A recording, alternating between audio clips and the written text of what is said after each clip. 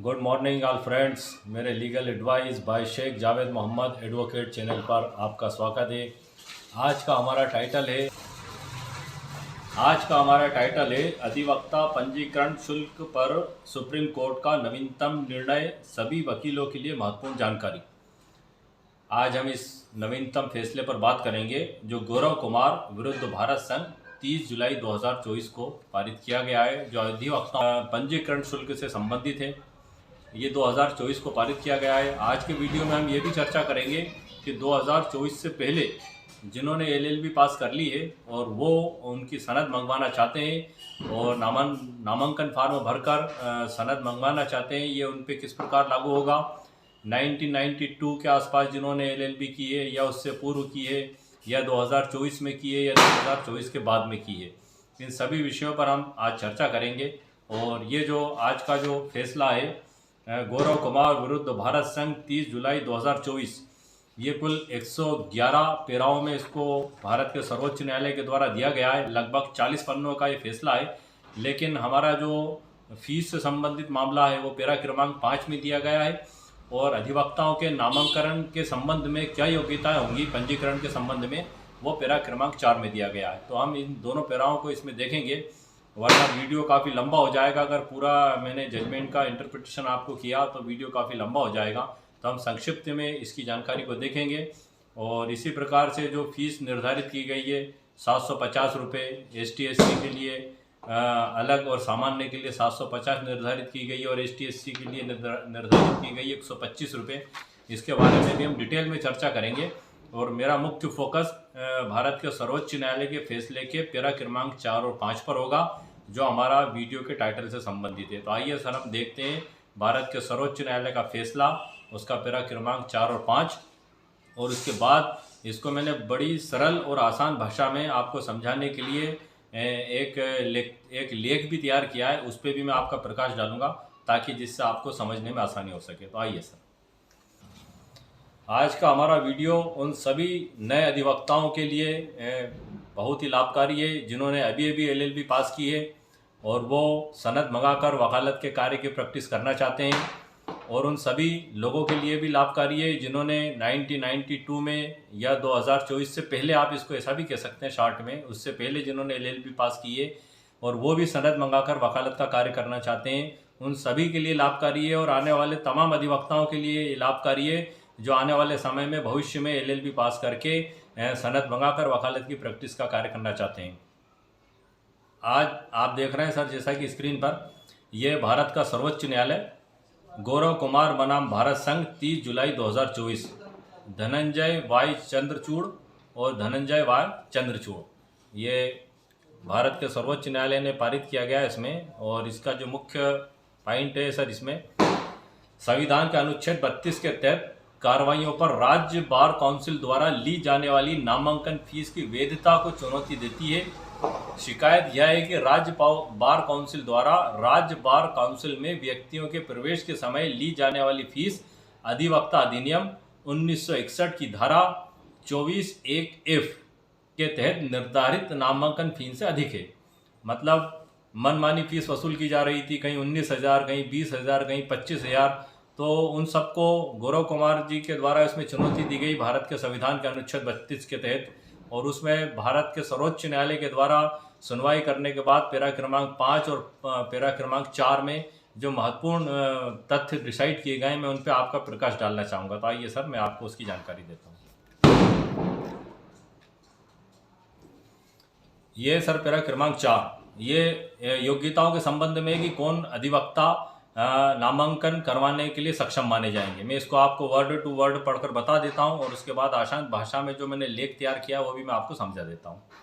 अधिवक्ता अधिनियम का अध्याय 3 अधिवक्ता के प्रवेश और नामांकन से संबंधित है। धारा 17 एसबीसी को अधिवक्ताओं की सूची तैयार करने और उसे बनाए रखने का आदेश देती है। धारा 17 ये आदेश देती है सर, राज्य की सूची में अधिवक्ता के रूप में प्रवेश के लिए आवेदन एसबीसी को करना होता है। इसमें आपको बता दूं सर मैं कि BCI जहां भी आएगा वहाँ भारतीय बार काउंसिल माना जाएगा उसे, और SBCS को राज्य बार काउंसिल माना जाएगा। इसमें SBC को प्रत्येक व्यक्ति को नामांकन का प्रमाण पत्र जारी करना होता है। जिसका नाम अधिवक्ता की सूची में दर्ज है। धारा 24 में अधिवक्ता के रूप में भर्ती होने के लिए योग्यता और शर्तें निर्धारित की गई हैं। धारा 25 अधिवक्ता अधिनियम, धारा 22 अधिवक्ता अधिनियम, धारा 24 अधिवक्ता अधिनियम इसमें लिखा गया है। अब वे व्यक्ति जिन्हें राज्य रोल पर अधिवक्ता के रूप में भर्ती किया जा सकेगा, ये भारत के सर्वोच्च न्यायालय का जजमेंट पढ़ रहा हूँ सर मैं, वर्ड टू वर्ड, आप ध्यान से सुनिएगा। एक्सप्लेन तो मैं बाद में करूंगा, लेकिन जो भारत के सर्वोच्च न्यायालय ने जो पारित किया है आदेश, वो वर्ड टू वर्ड पढ़कर मैं आपको बता रहा हूँ। वे व्यक्ति जिन्हें राज्य रोल पर अधिवक्ता के रूप में भर्ती किया जा सकेगा, नंबर 1, इस अधिनियम के अधीन बनाए गए नियमों के बंदों के अधीन रहते हुए कोई व्यक्ति राज्य रोल पर अधिवक्ता के रूप में भर्ती होने के लिए अहिरित होगा यदि वह निम्नलिखित शर्तें पूरी करता है। अर्थात नंबर 1, वह भारत का नागरिक है, बशर्ते इस अधिनियम में निहित अन्य प्रावधानों के अधीन किसी अन्य देश के नागरिक को राज्य रोल पर एक वकील के रूप में भर्ती किया जा सकता है यदि भारत के नागरिक जो उचित रूप से योग्य है को इस अन्य देश में कानून का अभ्यास करने की अनुमति है। ये नंबर 1 पॉइंट हो गया सर। नंबर 2 हो गया, उसने 21 वर्ष की आयु पूरी कर ली है, ये नंबर 2 है। नंबर 3 है, उसने कानून में डिग्री प्राप्त कर ली है, मतलब LLB पास कर ली है। LLB या तो 3 वर्ष की पास की है या 5 वर्ष वाली जो है, जो भी है, लेकिन उसने कानून की डिग्री प्राप्त कर ली है। नंबर 4 है, भारत के राज्य क्षेत्र में किसी विश्वविद्यालय से 12 मार्च 1967 के पूर्व डिग्री प्राप्त की हो, या ये सर ध्यान देने वाली बात है, एक बार और बता दूं मैं, क्योंकि जो मेरे कई व्यूअर्स ने पूछा था कि सर जिन्होंने 1992 में LLB पास की है क्या वो भी नामांकन करवा सकते हैं और उन पे भी 750 रुपये की फीस लागू होगी, तो उसके संबंध में ये आप बड़े ध्यान से सुनना सर है। एक बार और लाइन पढ़ रहा हूँ मैं आपके लिए। भारत के राज्य क्षेत्र में किसी विश्वविद्यालय से 12 मार्च 1967 से पूर्व डिग्री प्राप्त की हो या 15 अगस्त 1947 के पहले किसी विश्वविद्यालय से उस तारीख से पहले भारत सरकार अधिनियम 1935 द्वारा परिभाषित भारत में समाहित था, या 12 मार्च 1967 के बाद उपखंड 3A में दिए गए प्रावधान के सिवाय भारत में किसी विश्वविद्यालय से कानून में 3 साल का अध्ययन करने के बाद जिसने इस अधिनियम के प्रयोजन के लिए बार काउंसिल ऑफ इंडिया द्वारा मान्यता प्राप्त है, या कानून में अध्ययन का ऐसा पाठ्यक्रम करने के बाद जिसने अवधि शैक्षणिक 1967-68 में शुरू होकर 2 शैक्षिक वर्षों से कम नहीं है या किसी भी पहले के शैक्षणिक वर्ष से कम नहीं है। ये इसमें सर बताया गया, और आगे जो बताया गया वो भी मैं आपको पढ़ देता हूँ। राज्य रोल पर अधिवक्ता के रूप में ये भर्ती होने के लिए किसी व्यक्ति को, ये पैरा क्रमांक 5 है सर जजमेंट का, भारत के सर्वोच्च न्यायालय के। राज्य रोल पर अधिवक्ता रूप में भर्ती होने के लिए किसी व्यक्ति को भारत का नागरिक हो, 21 वर्ष की आयु पूरी कर ली हो, कानून में डिग्री प्राप्त कर ली हो, और आगे बताया गया है कि ASBC द्वारा बनाए गए नियमों में निर्दिष्ट अन्य शर्तों को पूरा करना उसके लिए जरूरी है, तभी वो पंजीयन कराने का पात्र माना जाएगा, जो मैंने शर्तें आपको पढ़ के बताई हैं। इसमें जो सबसे महत्वपूर्ण बात है पैरा क्रमांक 5 के ई में दी हुई है भारत के सर्वोच्च न्यायालय के जजमेंट के। ASBC को दे 600 रुपये, ASBC को दे 600 रुपये और BCI को दे 100 रुपये का नामांकन शुल्क, ये 600 और 100, साथ ही कोई भी स्टाम्प शुल्क यदि प्रभार्य हो का भुगतान करें, ये भारत के सर्वोच्च न्यायालय ने बताया। ASBC को दे 600 रुपये और BCI को दे 100 रुपये का नामांकन शुल्क, साथ ही कोई भी स्टाम्प शुल्क यदि प्रभार्य हो का भुगतान करें।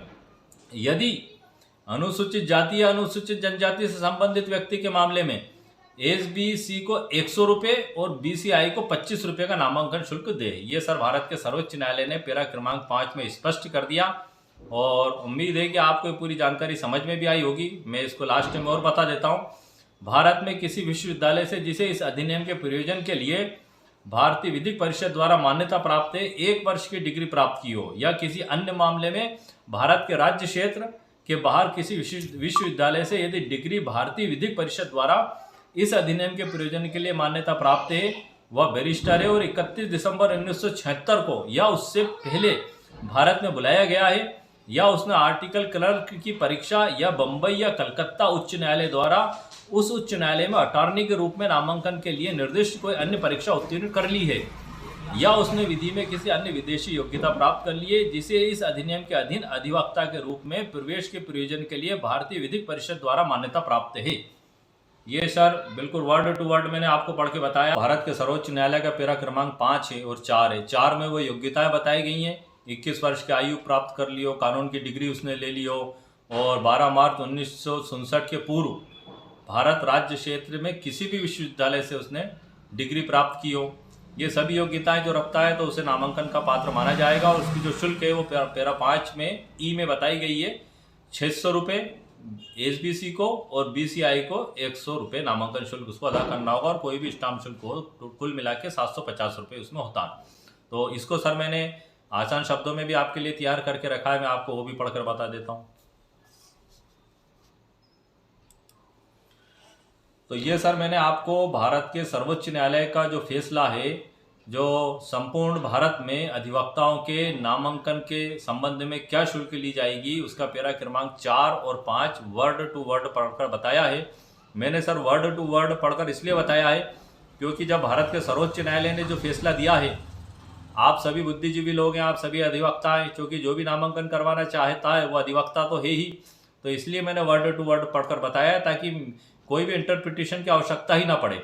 लेकिन फिर भी मैंने आपके लिए इसको आसान शब्दों में और तैयार किया है। आइए मैं आपको वो भी सर पढ़कर बता देता हूँ, जिससे ये जो फैसला मैंने आपको वर्ड टू वर्ड बताया है उसकी व्याख्या क्या होगी, उसका इंटरप्रिटेशन क्या होगा, ताकि आपके अंदर अगर सुनने के बाद भी अगर कोई डाउट और कन्फ्यूजन रह जाता है तो वो क्लियर कैसे होगा।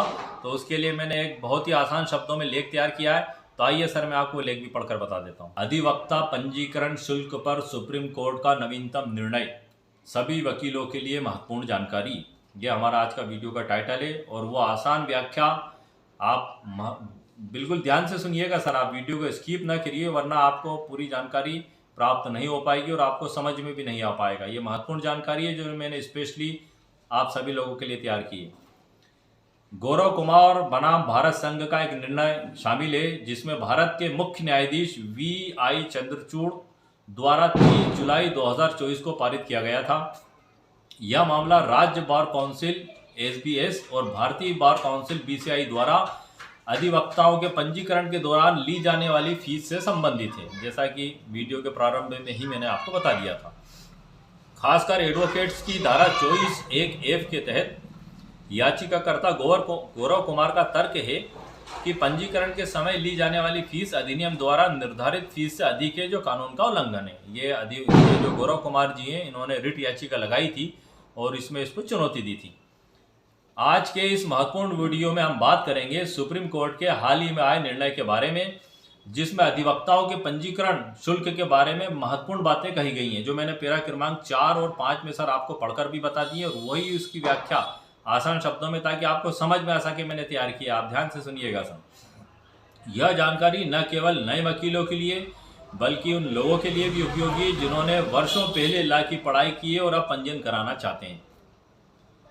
सुप्रीम कोर्ट का सर जो निर्णय है, सुप्रीम कोर्ट ने गौरव कुमार बनाम भारत संघ के मामले में यह अहम निर्णय लिया है।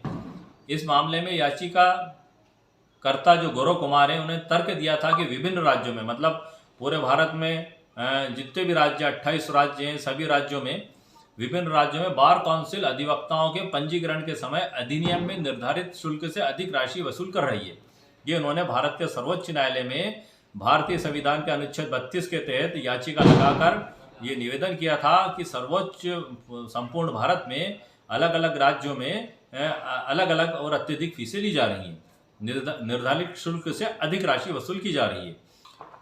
यह शुल्क कई बार अलग अलग नामों से, जैसे कि लाइब्रेरी शुल्क, प्रशिक्षण शुल्क आदि के रूप में जमा कराया जाता है और ये उन्होंने उनकी याचिका में तर्क दिया था।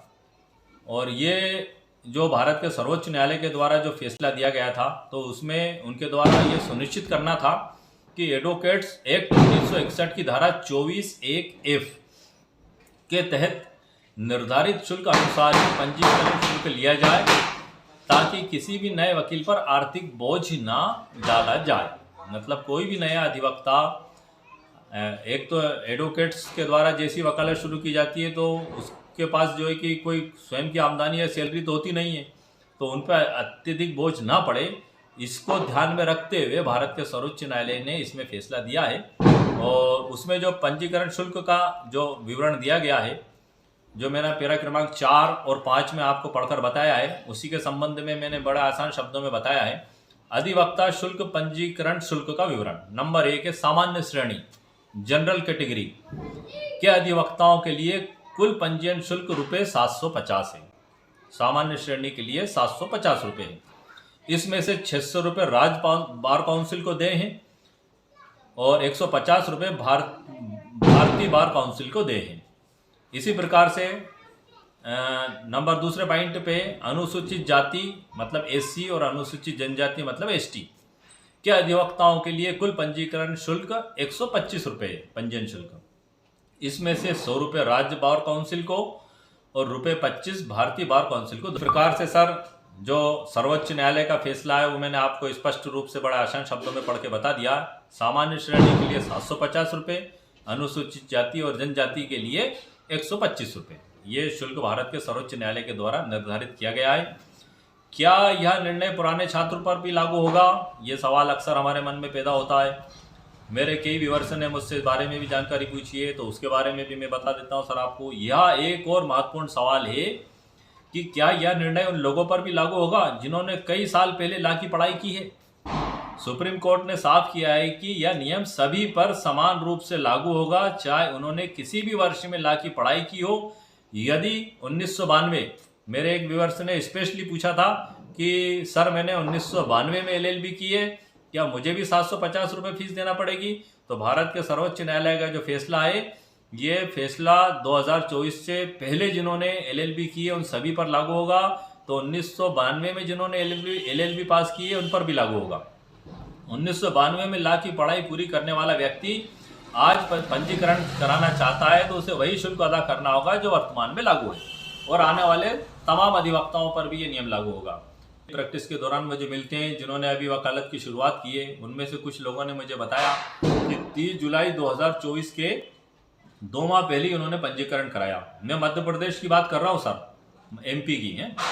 उसमें उन्होंने 19,200 रुपये शुल्क अदा की और जस्ट बाद में ये फैसला आ गया। लेकिन अब चूंकि वो अदा कर चुके थे, उनका पंजीकरण हो चुका था, तो वो एक अलग विषय हो गया। लेकिन 19,200, कहीं 20,000, कहीं 25,000, ऐसे अलग अलग स्टेटों में अलग अलग राशि ली जा रही थी। लेकिन भारत के सर्वोच्च न्यायालय ने स्पष्ट कर दिया कि संपूर्ण भारत में चाहे 2024 से पहले हो या बाद में हो, उनको फीस जो उन्होंने निर्धारित की है सर्वोच्च न्यायालय के द्वारा वही अदा की जाएगी। तो इस प्रकार से सर आज का जो हमारा टाइटल है, अधिवक्ता पंजीयन शुल्क पर सुप्रीम कोर्ट का नवीनतम निर्णय, सभी वकीलों के लिए महत्वपूर्ण जानकारी।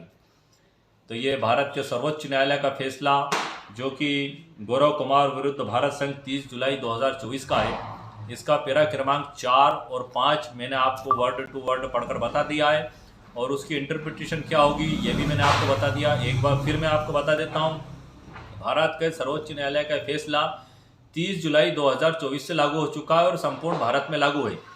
30 जुलाई 2024 से पहले जिन अधिवक्ताओं ने एलएलबी पास किए, चाहे कई साल पहले पास की हो, ये उन पर भी लागू है। और 30 जुलाई 2024 के बाद में जो एलएलबी पास करेंगे उन पर भी लागू है।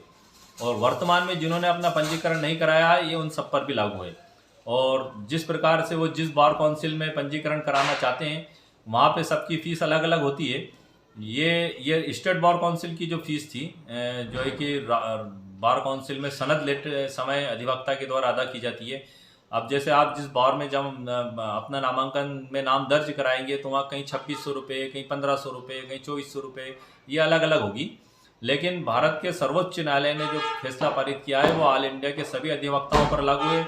मैं आपको एक बार फिर बता दूं, मेरे एक व्यूअर्स ने मुझे काफ़ी जोर देकर कहा, 2 बार फ़ोन करके मुझको पूछा भी, मैंने उनको प्राइमरी तौर पर जानकारी बता दी थी, लेकिन वो उससे सेटिस्फाइड नहीं हो पाए थे। और उन्होंने कहा था कि आप इस पे जो है कि स्पेशली मेरे को तफ्तीश करके जानकारी दें। वो भी मध्य प्रदेश के हैं और मतलब एमपी में प्रैक्टिस करना चाहते हैं। पहले वो सर्विस में थे और सर्विस में कई बार ऐसा भी होता कि कई लोग सर्विस में थे या तो पहले रिटायरमेंट ले लेते हैं, या रिटायर होने के बाद उनकी इच्छा होती है कि हम घर खाली बैठकर क्या करेंगे, हम वकालत का ही कार्य करते हैं। इससे हमारे जीवन में व्यस्तता भी बनी रहेगी और हम वापस अपने जीवन में दोबारा व्यस्त हो जाएंगे।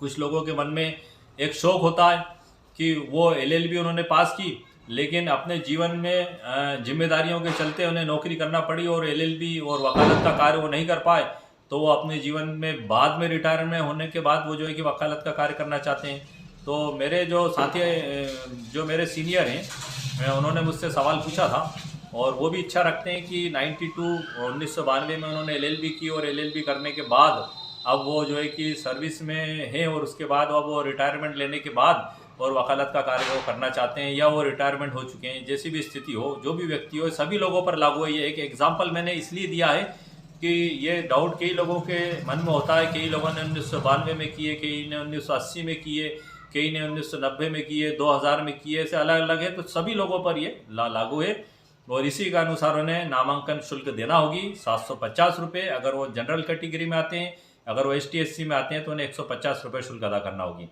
तो इस प्रकार से उम्मीद है सर मैंने आपको जो आपकी जानकारी है उसके संबंध में संपूर्ण जानकारी प्रदान कर दी है।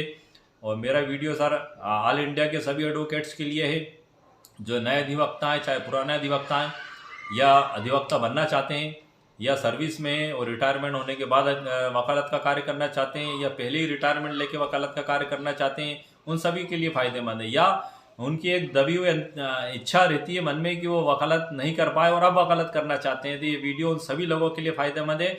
और एक बड़ी खुशी की खबर है कि मात्र 750 रुपये में आपका जो है कि भारत के जो है कि सर्वोच्च न्यायालय के द्वारा फैसला देकर नामांकन शुल्क को कम कर दिया गया है।